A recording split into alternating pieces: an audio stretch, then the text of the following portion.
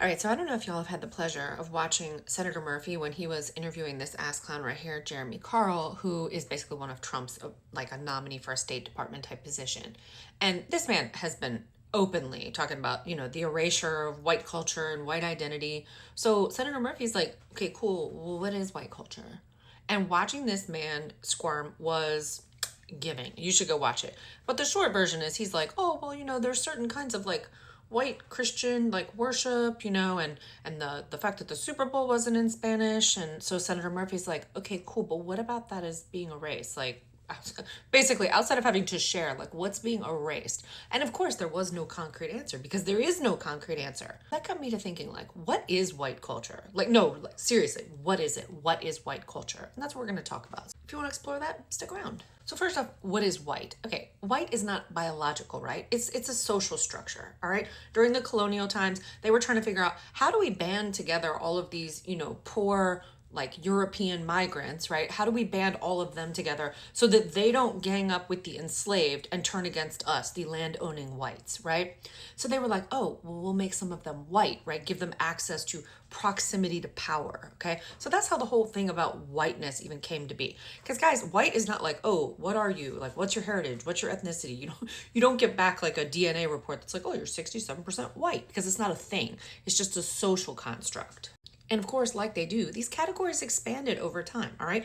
Irish didn't used to be considered white. Italians didn't used to be considered white. There used to be signs up, right? Like, help needed, Irish need not apply, shit like that. But of course, because they needed more political power, more votes, the definition of white kept expanding, as it has continued to do all the way to 2026. So that's not genetics, it's assimilation. It's land-owning white people, or as we call them now, the Easting class, right? Them pulling more people in so that they had more voters to back their cause. And what was the trade-off? Well, you got to lose the accents, you got to eat, normal American food, you got to stop celebrating your weird European holidays. And what emerged was this unified kind of bland, dulled down culture, right? You have apple pie, which is Dutch, hot dogs, which are German. As time goes on, you have this whole nuclear family, which is just post-World War II marketing and suburban expansion.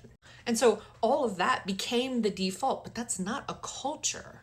Basically, they became the default, right? All of that was it was all the default. That was what whiteness was, right? When you contrast that with communities that were excluded from the default, what you have is cultures that persevered under pressure. They stayed intact, right? Black culture, Latino culture, Asian culture. When people like Jeremy Carl say immigration is weakening white culture, exactly is he talking about? If you look up like, what is white culture? You'll see the same similar kinds of answers, like hard work, the nuclear family, punctuality. I mean, it's like literally stupid shit. Okay, hard work. Immigrants usually work harder than white people. Sorry, but that's just facts. Just go to any construction site if you need proof of that. Barbecue. I mean, that's another one. They're like, oh, that's white culture. The whole world barbecues. Korean barbecue. It's not unique to America. And punctuality. That's industrial society. It's not ethnicity. It's not a culture. Those aren't endangered ancient artifacts. They're just lifestyle patterns. Made it this far in the video, leave a 7-word comment of your choice, like, repost, and subscribe, because I'm mostly on YouTube, guys, now. I post on TikTok, but, it's a mess over there. So anyway, back to the video. And here's the part that is genuinely confusing for me. Like, nobody's trying to stop white people, right? And look, don't anybody get your panties, your knickers in a twist, all right? Like, when I say white people, guys, I mean, obviously there are all kinds of white people, just like there are all kinds of black people, just like there are all kinds of Latino people, okay? I'm talking about the MAGA type of white people who are like, we want everything mayo and vanilla and that's it and no spice. You know, the kinds of people that cook chicken and they just use salt and pepper. Y'all know the kinds I'm talking about. But nobody's saying you can't have your like vanilla white culture. If you want to buy nothing but trucks, shop at Costco, live out in the burbs, homeschool your kids, go to your all white churches, eat at, what's it called? Piccadilly, and what's that other one called? Cracker Barrel. I don't know if y'all are, I think they're boycotting that. I don't know, whatever. Wherever it is y'all aren't boycotting this week. I mean, nobody's stopping you. Nobody cares. Nobody's banning your church or outlawing your neighborhood or telling you can't barbecue. Your private life is not under any threat. But in the public spaces that we all share, that's what's changing. Shared space. When the halftime show doesn't censor you, music wasn't in English, the commercials don't look like 1955, and the classroom isn't just like a monoculture, That's when you guys lash out and you're like, that's anti-American. Why am I not the automatic default? Not erasure, it's pluralism. So when Jeremy Carl says things like, or any of these people say things like, oh, white culture, what they're saying is, I miss when the public space that we all share, right? Schools, events like the Super Bowl, etc., when that was all just white was the default. But the funny part is, they like to say that like, oh, immigrants don't assimilate. That's not even true. The data supports that most people that immigrate here by second generation, right? They've changed to more like American names. The children speak English. They're assimilating into culture. That is a nonsense thing to say.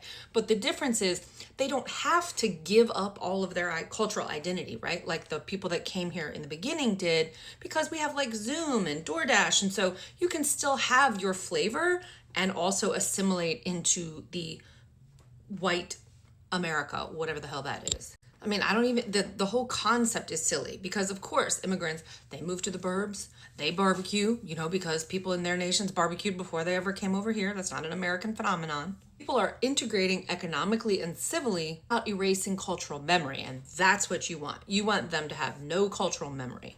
So, like, Asian people can celebrate Lunar New Year and Thanksgiving, and others can celebrate Ramadan and corporate life. Salsa at a backyard barbecue. It's okay. Nobody's gonna lose their shit. Well, so the white people, but everybody else will be like, ooh, salsa.